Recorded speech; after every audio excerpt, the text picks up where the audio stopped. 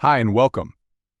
In today's video, we'll look at why your Panasonic TV power light is blinking and how to fix the issue. Let's get started.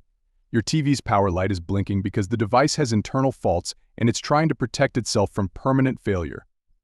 Panasonic televisions are programmed to blink the power light whenever they encounter issues that jeopardize their normal functioning. Often, the blinking is part of the shutdown mode where the flashing is accompanied by a totally blank screen to protect the device from defecting permanently. This mode is activated by events such as unstable power supplies and momentary surges. Power cycling the device should clear the blinking.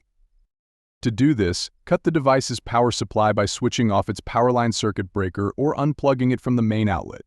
Wait for a few minutes before replugging the TV and powering it on.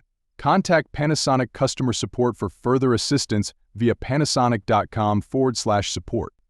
If the blinking resumes immediately after the device is powered on or returns after a short while, further investigation may be required.